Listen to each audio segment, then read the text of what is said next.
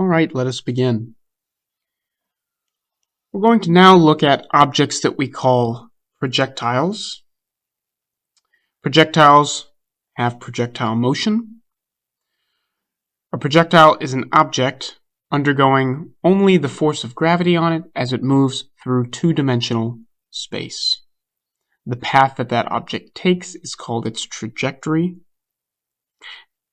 Today we're going to introduce the idea of projectile motion and begin applying our understanding of physics, what we've collected so far in terms of kinematics and forces. We're going to apply that to a projectile, to an object that's moving in two dimensions, undergoing gravity. So first we want to identify the characteristics of an object's motion. What are those characteristics that make it a projectile? And then secondly, and we'll see that with our example problem that we look at, the relationship between a projectile's height, the time that it's in the air, its initial velocity, and its range. I have a set of images down here at the bottom. Our first image is as if we were looking from the stadium, say for example, of a football player, say at point A, throwing the football towards a receiver down the field at point B. You could also think of this as maybe a tennis match where you're on the left side of the court. Someone hits the tennis ball over the net really high, and then it goes over to the other side of the tennis court to player at point B. You could think of this as a baseball field, right? Throw a baseball from point A over to point B. All of them will look something like this path here, where it reaches some maximum height on its way from point A to point B. And if we looked at it from the side, this is what it looks like. Looks like a ball going up and then coming back down in this sort of shape. Whether it's a baseball, a football, a basketball shot into the air also follows this similar path of projectile motion. This second image here is if we weren't in the stands watching this. So again, if we were saying this is on the football field and we're in the stands and we're watching the quarterback throw to the wide receiver, we get to see it go up and go down and also see it go across.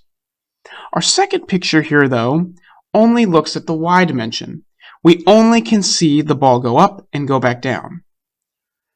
This would be if we had the perspective or the vantage point of someone behind the quarterback or maybe behind the receiver. Either way, we would only be able to look along the path of the ball, seeing it go up and go down. We wouldn't really be able to see how far down the field it goes because we're standing directly behind the quarterback. Maybe you could think of this in the same perspective of if you had a friend stand in front of you and then you said, all right, throw that ball directly straight forward in the direction that both of us are looking. All right, and if you threw it straight forward and he also threw it up, you would see that ball would go up and go back down. You'd probably be able to tell that the ball went further away because it got smaller, but you wouldn't be able to see how far, probably, along the field it went, right? You'd just be able to see, oh, it kind of goes up and it goes back down. That would be your view of the motion of the ball exclusively in the y dimension, if you're standing right behind the projectile as it's shot straight forward in front of you. Then we have this circumstance. Oh, the last thing I should say is that point here at the top is the same maximum height that it reaches here, but we only see the maximum height. We don't see how far it goes. Because we're standing directly behind the thrower. Here we have from point A to point B. This is if we were looking at the ball being thrown, same ball here, or same projectile, if we looked at it from overhead. So if we were looking, say, from a helicopter or from a blimp, looking down onto the field, and we would see that the ball was thrown from point A to point B, notice what we can't see is how high the ball went. All we can see is that it was traveling from point A to point B. To find how high it went, we would need to, or to see its motion up and down, we need to stand behind the quarterback. To see how far it went along the field, we need to stand over and above the thrower. And this A to B that we see here is not up and down, it's actually just across. It's just the same across motion that we see here. In other words, the x dimension.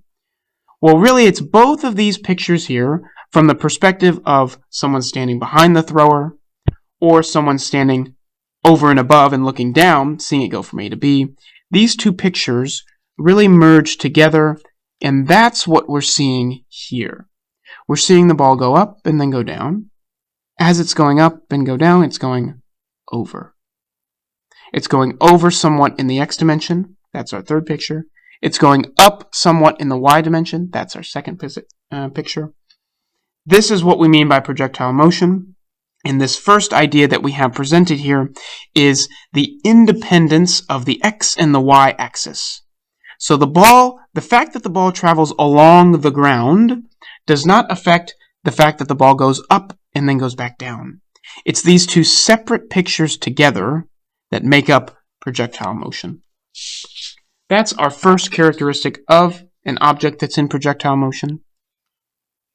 Perhaps our most important characteristic of projectile motion is that the x and y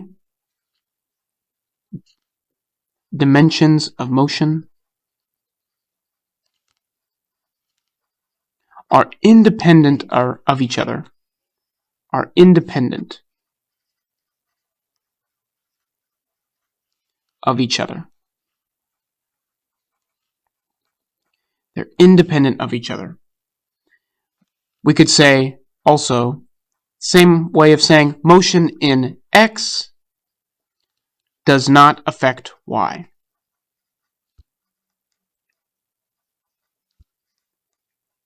Instead, it's the merger of these two dimensions that completely explains what we see happening with the projectile.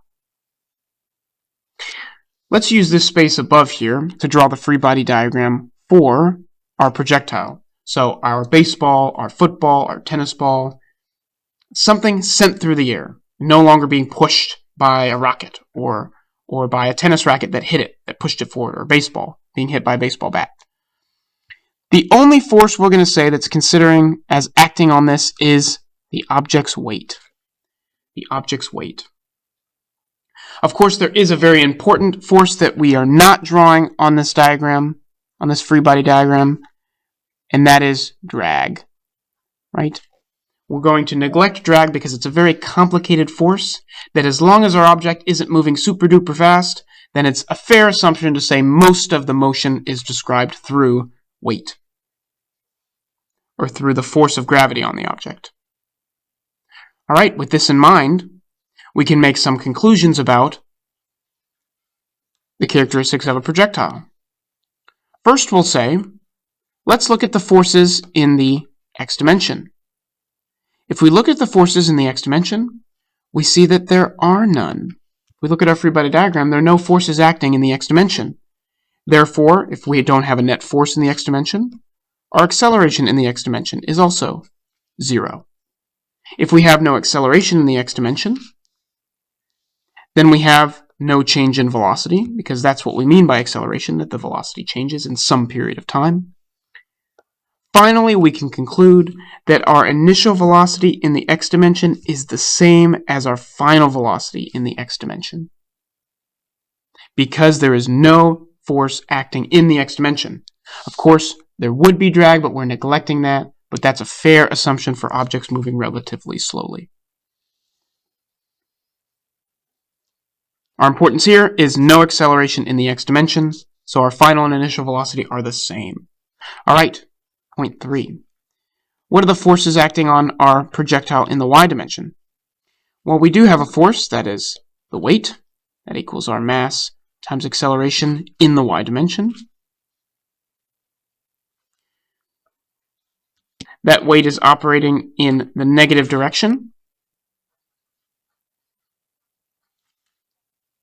We see that the negative of weight is equal to mass times acceleration. We know that weight is equal to mass times gravity. So we find that our acceleration is the gravitational constant of 9.8 meters per second squared, which is the same as 9.80 newtons per kilogram.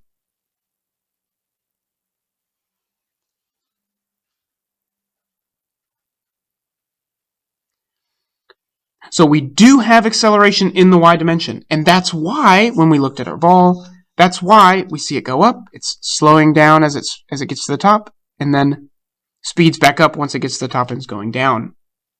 In the x dimension, I'm sorry, missed that. It's speeding up as it goes up, or slowing down as it goes up, and speeding up as it goes back down. It is changing its velocity in the y dimension. It's not changing its velocity in the x dimension. So it moves at a constant velocity here as it moves from A to B, but it moves at a changing velocity as it goes up and then speeds up as it comes back down. All right.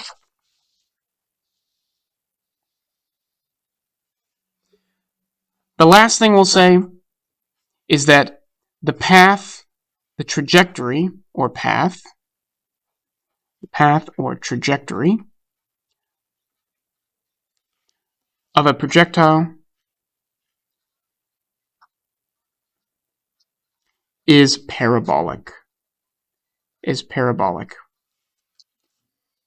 We'll speak more about this in person in class, but we can see this maybe from this equation here.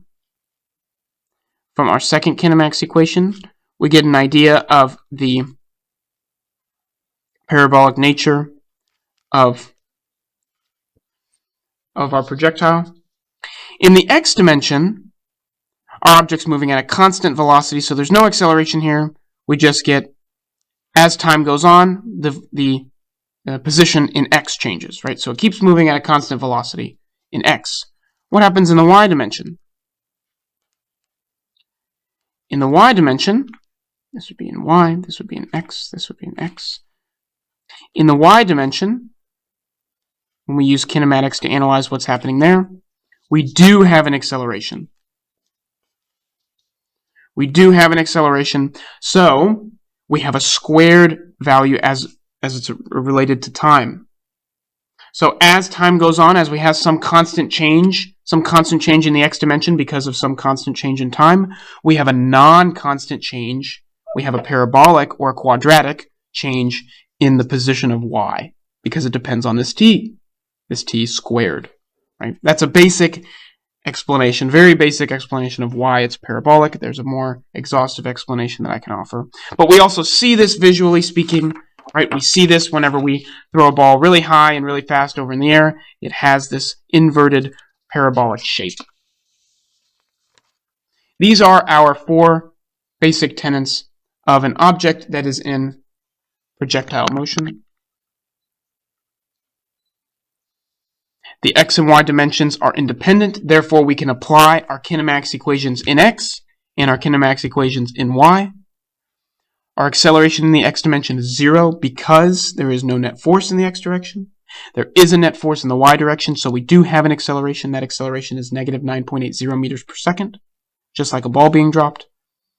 And the path is parabolic. In our next video, we'll take a look at a problem in horizontally launched projectiles. Thank you.